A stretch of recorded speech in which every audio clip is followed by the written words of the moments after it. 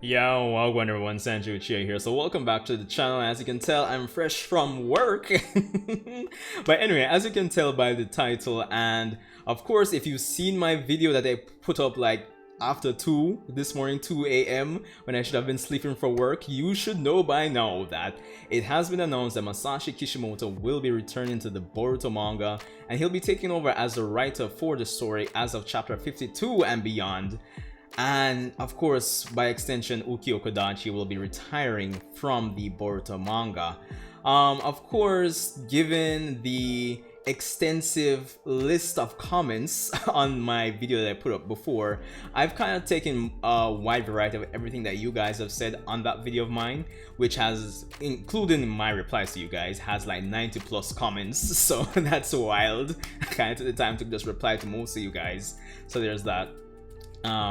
But yeah, taking what a lot of you guys have said, I've kind of compiled your opinions, your responses to Kishimoto coming back, and I've added them to how I feel. And I think with today's or tonight's video specifically, I just wanted to take a more objective, in-depth look on the fact that Kishimoto will be replacing Ukyo Kodachi in the story. So of course, before we get into it, be sure to subscribe, guys. We're almost at 1,000 subscribers. It's crazy. I'm appreciating the support I've been getting these last few months, well, from day one till now. So yeah, if you're new here, be sure to subscribe. This week is turning out to be a very hectic and crazy week when it comes on to the Boruto franchise, so I hope you'll stick around, hit the notification bell, leave your thoughts in the comment section, and let's get right into it. So anyway, I have 5 points here, so we'll be going over them okay, over here. But anyway, yeah.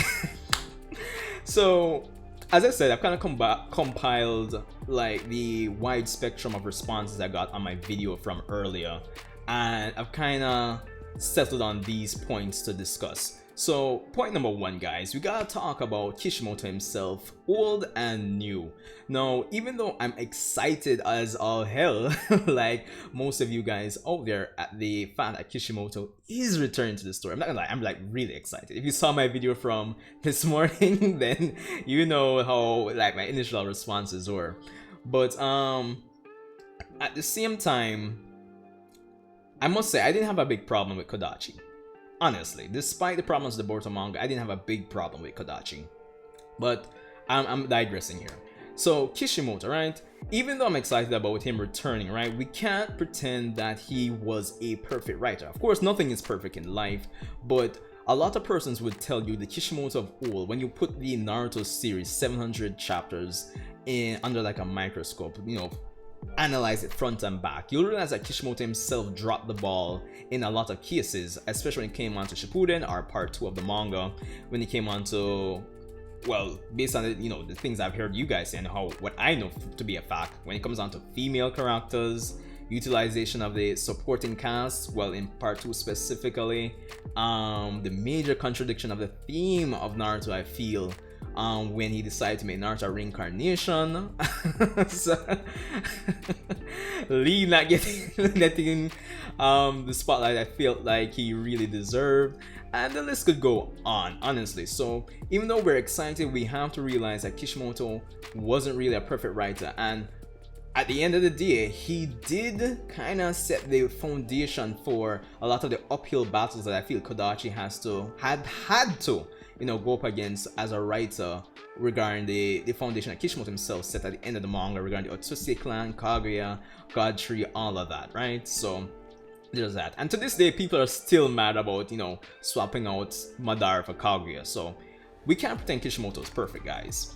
But where that said, the opposite end of the spectrum that we have to, you know, analyze and gain, like, one of the main objectives for this video, as I said, I wanted to talk about, you know, all the things that we can like expect, or you know, just talk, highlight, expect, think about regarding Kishimoto coming back. So we still have to talk about the Kishimoto of new. The fact that he did Samurai 8, and you know, he had time to improve as a writer. We also have to appreciate the fact that he more than likely has improved. I have heard persons time and time again say that he has improved as a writer, especially when it comes on to female characters. So that's one thing we have to expect in terms of Kishimoto coming back into the series as the new writer going forward. So, you know, looking at both ends of the spectrum, old Kishimoto and new Kishimoto all had like a ton of mistakes here towards the second half of his story, and new Kishimoto who was potentially improved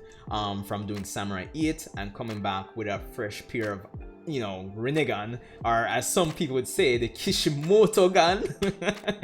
So yeah, there's that. So the second thing, guys, is that in talking about Kishimoto coming back, right, even though I didn't have a big problem with like Kodachi and Ikimoto doing the Boruto manga, there's always been one thing that has been lacking on the Kodachi and Ikimoto side of things, and that is the fight choreography and jutsu use. Time and time again, especially in these fights with Isshiki, I see a lot of persons say that even though yes, they don't expect Naruto and Sasuke to win, but they want to see, you know, the characters using the abilities that they know they should have. Sasuke is one of the biggest examples of this, who has the Rinnegan but only uses like 5% or 10% of its abilities in combat these days. So I think with Kishimoto coming back, I think one thing we can potentially expect to get with him is the use of characters' abilities and moveset to the maximum, if you know, for lack of a better term, because there's so many things I feel like Naruto and Sasuke can pop out in these fights that I just don't see them using here and there. Yeah, and I feel like fans want the fight choreography to, you know, be much better than it's been portrayed. Personally, I feel like the best fight in the Boruto manga to this day is still Kashin Koji versus Isshiki, and I guess while Kodachi and Ikimoto as a team together regarding the choreography and jutsus were improving here, probably to a small degree, maybe with Kishimoto now back in the, you know, the writing block, he'll be able to give Ikimoto some more pointers in terms of how to structure his, you know, the illustrations, as well as even, you know, from the writing perspective, include more jutsu utilization from these characters' movesets, and the fights may be choreographed much better. So that's another thing we can potentially expect from Kishimoto returning. So yeah, one thing we also have to think about, guys, and I've said it while Kodachi was still the writer, sounds so odd saying that, is the structure of the Boruto franchise, right? Where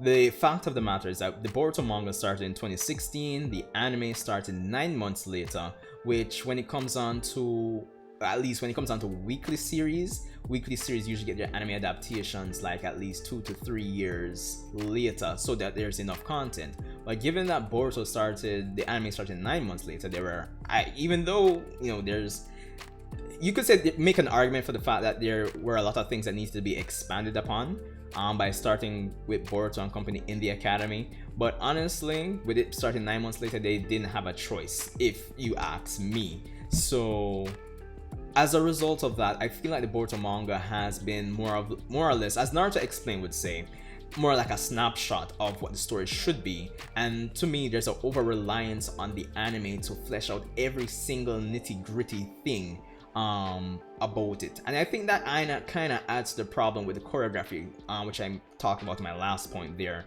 So it kind of felt like Kodachi and Ikimoto were like, I wouldn't say doing the bare minimum, but let's just say that for now.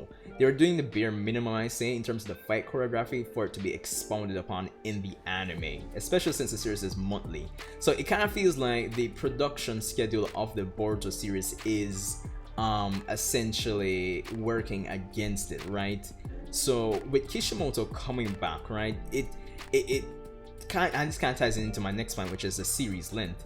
I'm kind of wondering if Kishimoto will, you know, flesh out more details when it comes on to the fight and some of these scenes in the manga, provided that it's still monthly, I guess.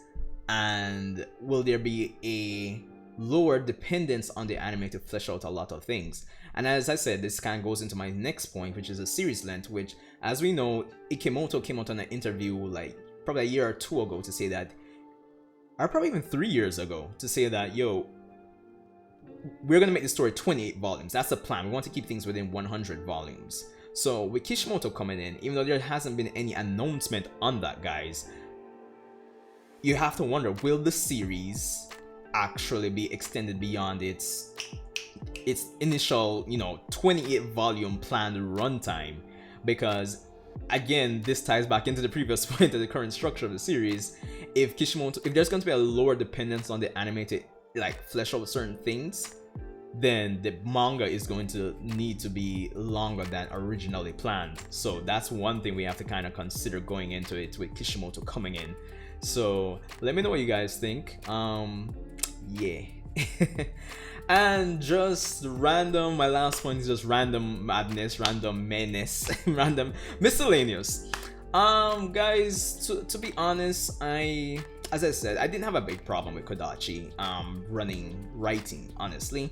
There were problems here and there in terms of the manga, I feel. And again, based on my first point, Kishimoto wasn't perfect either, obviously. So I'm kind of, I wouldn't want to say indifferent, but I'm kind of conflicted on it, even though I'm excited about Kishimoto coming back. So, and I think that kind of summarizes how a lot of persons may feel, except probably the persons who are overly negative about Boruto. They might be like, yo, yay, we finally get Kishimoto back. But I think with these points, I think it's a fair assessment of the things that we really should consider with Kishimoto coming back, kind of highlighting the negative, probably the hypocrisies in terms of how people like feel, or maybe have kind of blocked out of their mind in terms of Kishimoto's shortcomings as well, and just other things I feel like we should consider, with Kishimoto coming back, because this is a big deal, and this week seems like it's gonna be like just crazy regarding Boruto. So yeah. But anyway, that's my discussion, my in-depth discussion in terms of all things that we should expect or consider with Kishimoto coming back.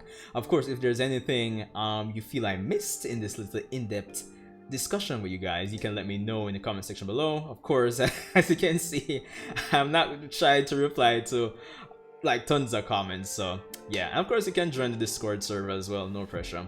But if you made it this far, again, thanks for tuning in, guys. I really appreciate the support that you guys have been giving the channel on this journey to 1,000 subscribers. Of course, again, we will be streaming my live reaction to the Boruto's chapter on Friday. Hopefully nothing goes wrong while I'm home. So yeah, be sure to, stick around for that. We'll be starting that stream a half an hour before, like a pre discussion show, I guess. So yeah, but anyway, thanks for tuning in, guys. Sanju Uchiha. I look forward to talking and see what you guys have to say in the comment section below. Stay safe, and I'll see you in the next Boruto video.